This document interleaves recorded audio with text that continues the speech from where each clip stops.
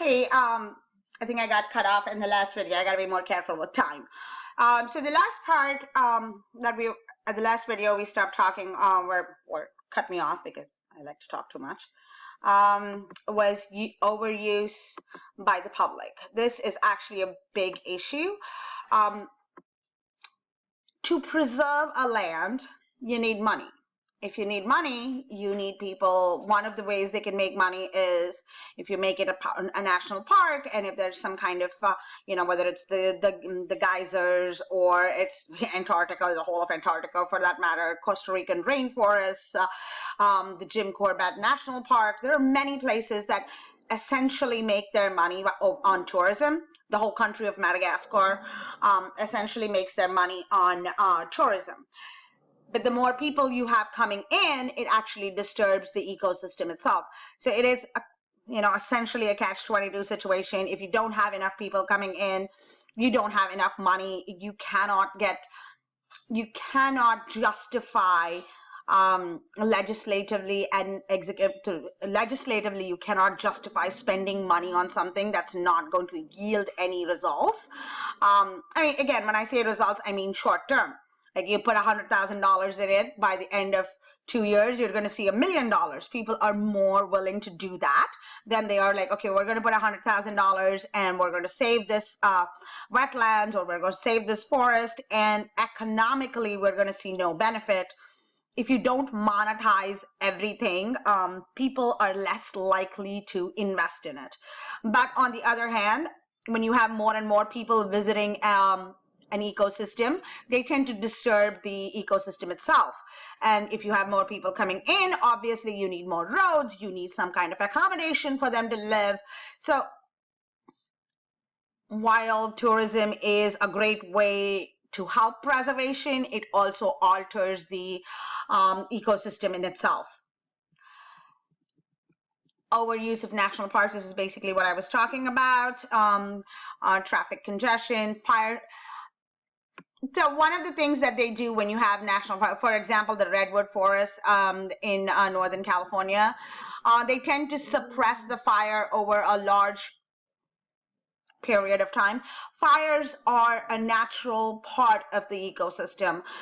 In California, where there's a ton of wildfires, some of them are just that. They are wildfires. They are required for the health of the ecosystem. They are required for regeneration of certain plants.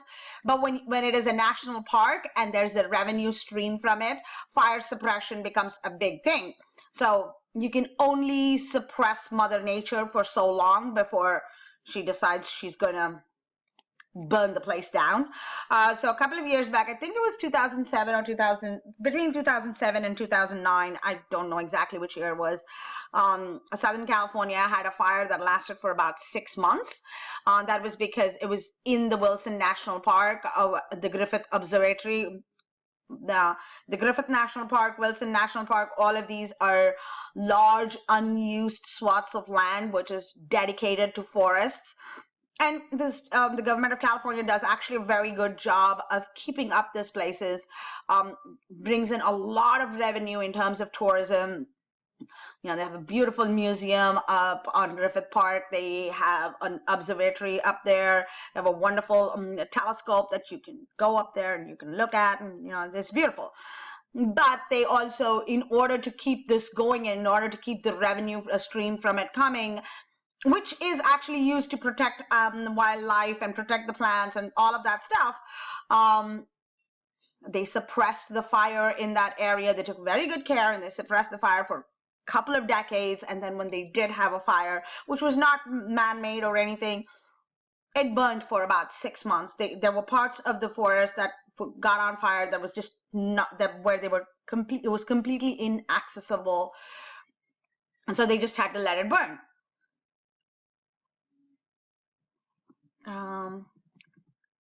So this is, for example, the Yellowstone National Park, which is a big visitor attraction.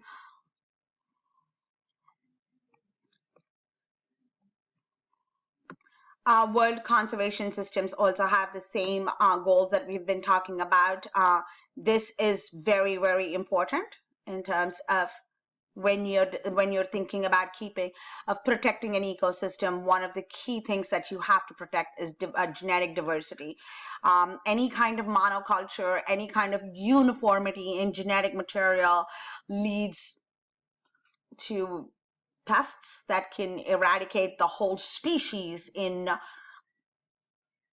one swift blow. So you have to like keep up genetic diversity. Now we're going to look at eco-marine systems. Again, ecosystems, marine systems are much more endangered than land. One of the reasons being out of sight, out of mind. We don't really, all of us don't really see the damage that we've caused the ecosystem, the marine ecosystem. We all love fish. There's a lot of reasons to be eating fish. It's healthier and all of that stuff. So most of us have moved from eating a lot of red meat. Not me, but other people have moved from eating red meat into eating fish, which has actually depleted the fish stock all over the marine ecosystems. Coral reefs are terribly what is the word I'm looking for? Endangered, are terribly endangered. One of the biggest reasons why coral reefs are being endangered is because of leaching.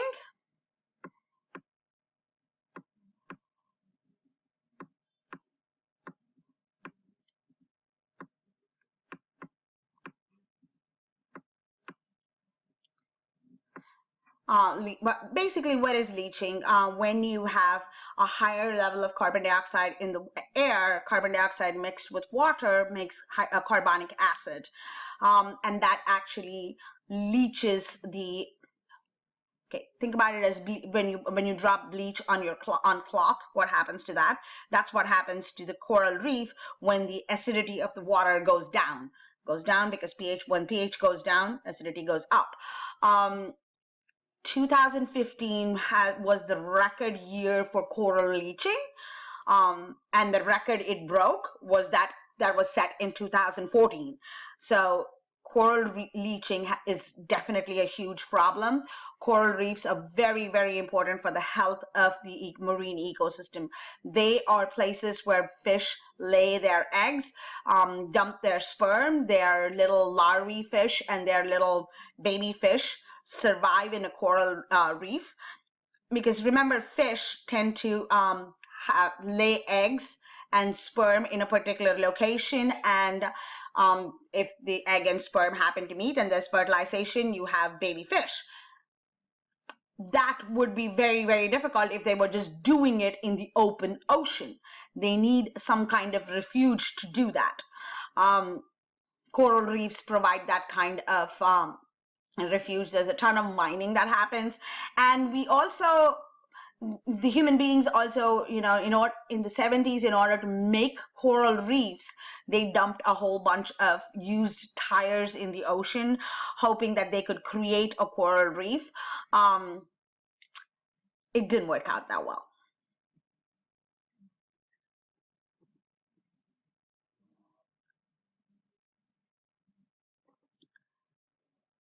You must know these names.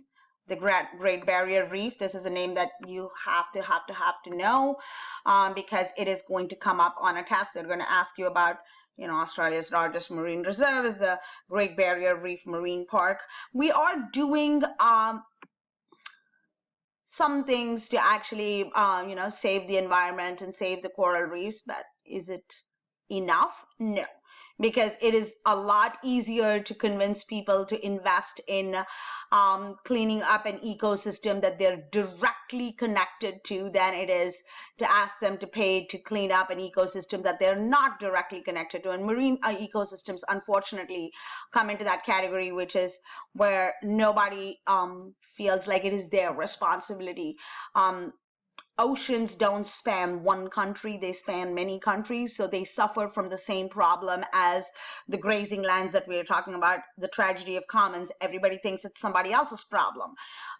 In the ocean, you cannot pinpoint and say that, oh, this contamination or this piece of plastic came from...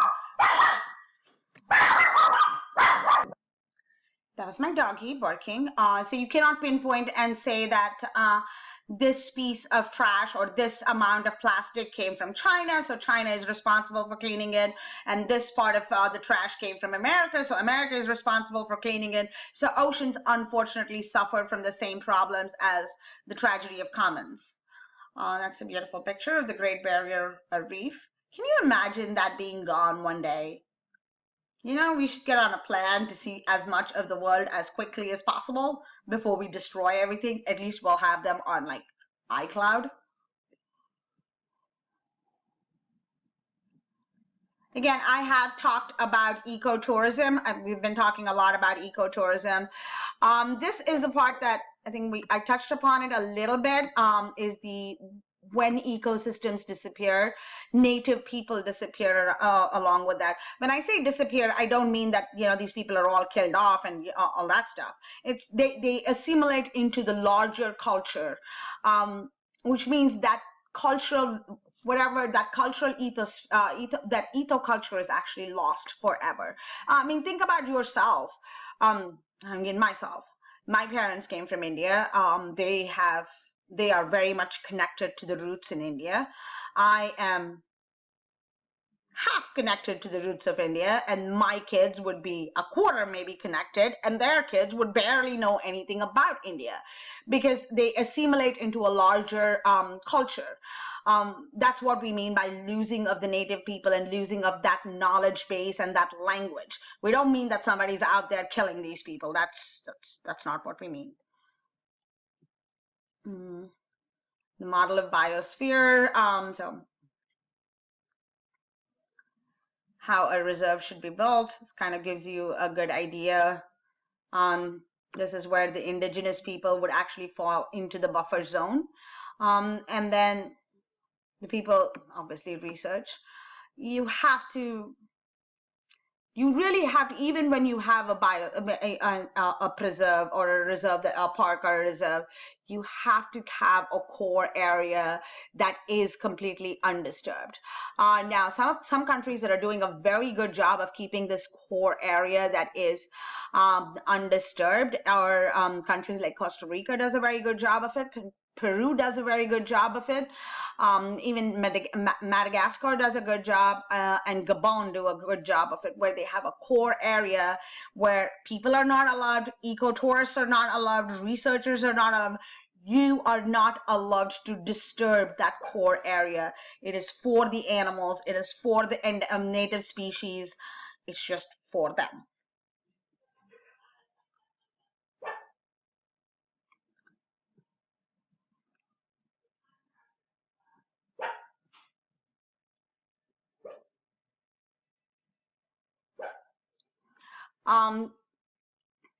Now,